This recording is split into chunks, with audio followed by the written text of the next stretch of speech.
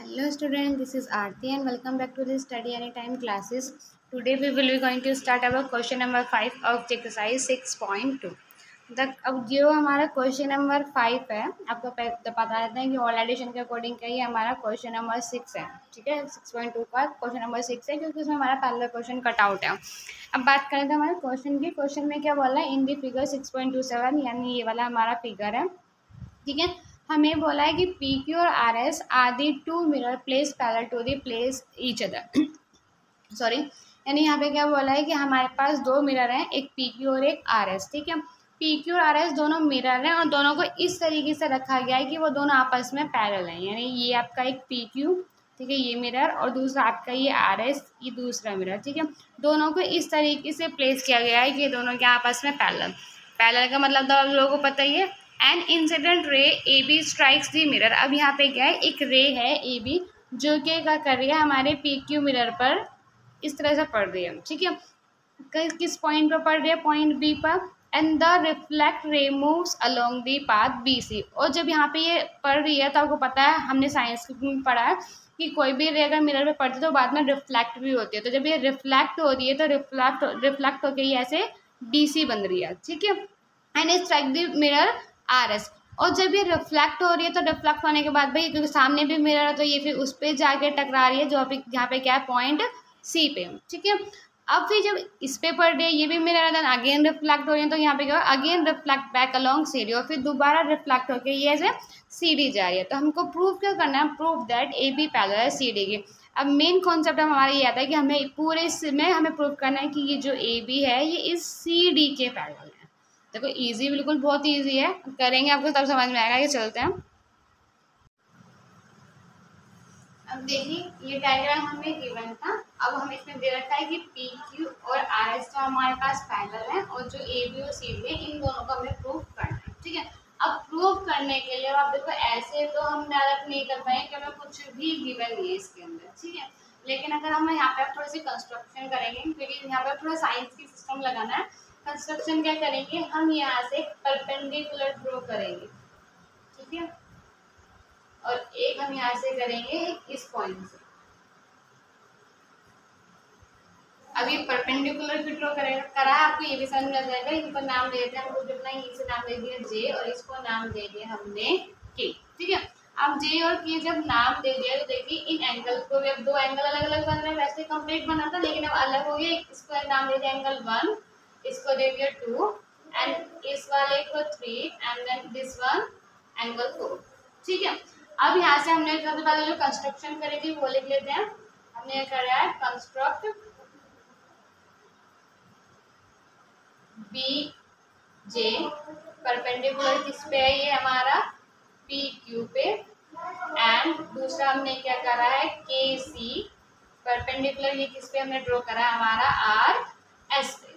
ठीक है, ये कंस्ट्रक्शन हमने कर दी। अब आप देखो ये मिरर है। ठीक है, हमें क्या बोला था कि एक रे जा रही है। अब आपको पता है कि रे जब जाती है, ठीक है, यहाँ पे हम सिंपल बोल सकते हैं कि जो एंगल 1 है वो एंगल 2 के बराबर होगा।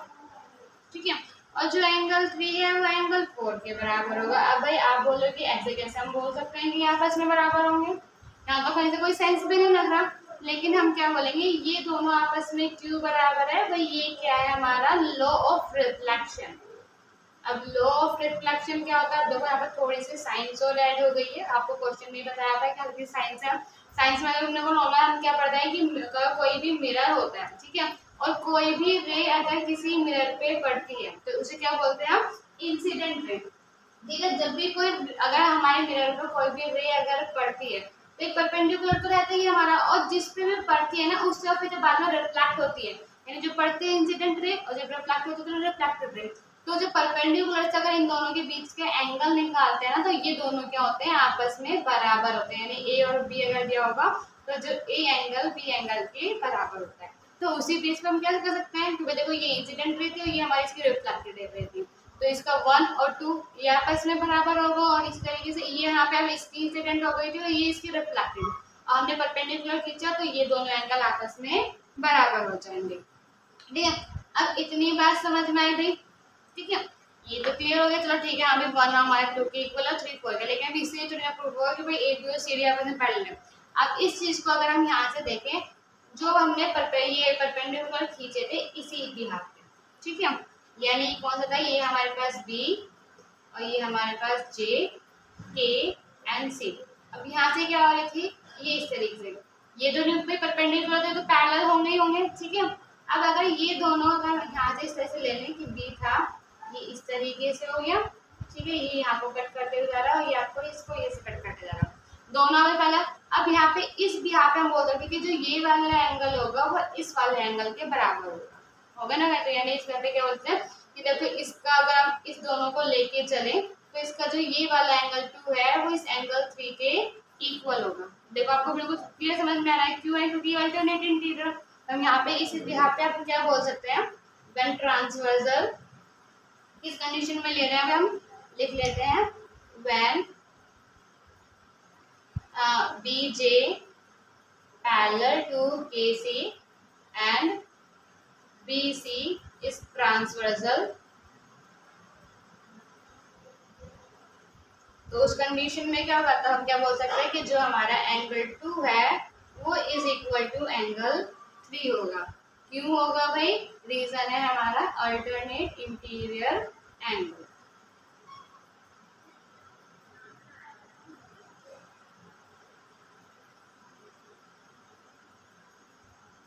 ठीक है जी, चलो जी, हमारा ये भी क्लियर होगा कि 2 जो है वो 3 की इक्वल है, ठीक है।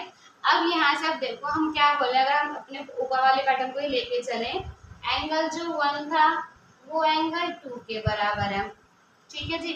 और जो अभी हमने प्रूफ कर दिया कि 2 क्या है, हमारा एंगल 3 के बराबर है, और ऊपर हमने प्रूफ कर दिया कि 3 क्या है, हमारा 4 के बराबर है, यानी क्या हुआ, एक तरीके से ये चारों एंगल आपस में बराबर हो गए, ठीक है। अब इसी तरीके से अगर हम इन दोनों का सम करें, यानी क्या करें, अगर एंगल 1 प्लस एंगल 2 कर दिया और एंगल 3 प्लस एंगल 4 कर दिया, अब भाई क्योंकि अगर ये आपस में बराबर ही हैं तो मतलब क्या होगा, इन सब का सम भी आपस में बराबर होगा। यानी अगर जैसे हम बोले कि एंगल 1 30 डिग्री है, 30 20 कुछ भी ले लिया तो 2 भी 30 होगा, 3 भी 30 होगा, 4 भी 30 होगा। और अगर मैं 30 प्लस 30 कर दी, यानी 30 इक्वल 30 इक्वल 30 इक्वल 30 लिखो तब भी वही बात है, और 30 प्लस 30 कर दो और इक्वल में भी 30 प्लस 30 कर दो, बात तो एक ही रहेगी, दोनों का आंसर इक्वल आएगा। वहाँ पे 30 वैल्यू होगी तो यहाँ वैल्यू 60 होगी। इसी तरीके से क्या हो गया, 1 और 2 आप देखो तो 1 और 2 किसके बराबर थे, वो ए बी सी के, तो 1 और 2 निकल गया एंगल ए बी सी के, ठीक है। और जो बी और जो ये 3 और 4 कौन सा निकल गया, B C D, angle B C D. अब आप यहाँ पे अगर फिर से एक चीज देखो, ठीक है जी, यहाँ देखिए अगर हम लेके चले अपने इस तरह से, इस तरह पैरेलल है और ये इस तरीके से पैरेलल है, ठीक है, हमने इस तरीके से कंस्ट्रक्शन कर लिया, क्योंकि इस तरीके से ना ये हमारी ए बी लाइन है और ये हमारी सी डी है और ये बी सी इस तरीके से मिल गया, ठीक है। अब हमने देखो इनके बीच का ये वाला एंगल अगर इसके बराबर है तो आपको तो कुछ दिख रहा होगा, ये क्या हमारी पैरेलल लाइंस जा रही है और ये इस तरीके से ट्रांसवर्सल जा रहा है, ये एंगल कौन सा हो गए, alternate interior.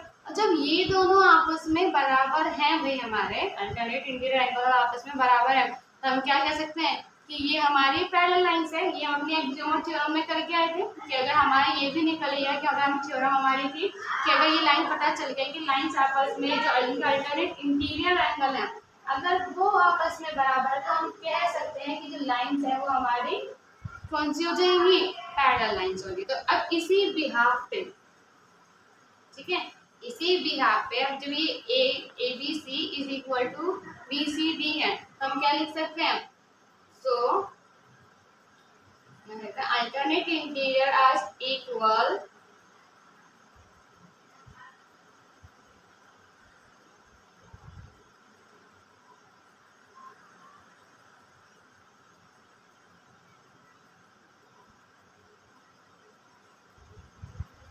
so we can say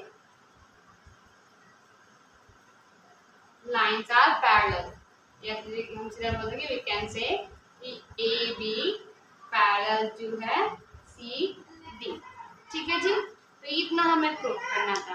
I hope आपको अच्छे समझ में आया होगा। अगर कोई मुझे नहीं लगता कि कोई डाउट रहा होगा, डाउट रहा हो तो आप कमेंट बॉक्स में कर सकते हो, हम दोबारा ट्राई कर लेंगे, दोबारा समझा देंगे, ठीक है। बाकी ये क्वेश्चन नंबर 5 जो था हमारा इस एक्सरसाइज का लास्ट क्वेश्चन था और इस चैप्टर का भी लास्ट क्वेश्चन है। तो चैप्टर 6 में हमारे क्या थे 6.3 तक था, बट वो ओल्ड एडिशन था। जो हमारा न्यू एडिशन है 2023 और 24 का 6.3 क्या हो गई है हमारी कट हो चुकी है। तो इस हिसाब से हमारा 6.2 का ये लास्ट क्वेश्चन है, चैप्टर हमारा कंप्लीट होता है। नेक्स्ट चैप्टर स्टार्ट करेंगे हम चैप्टर 7 हमारे नेक्स्ट वीडियो में। तब तक के लिए बाय बाय। अगर वीडियो अच्छी लगी हो, सॉल्यूशन समझ में आए हो अच्छे से, तो please like the video and share the video and also subscribe the channel.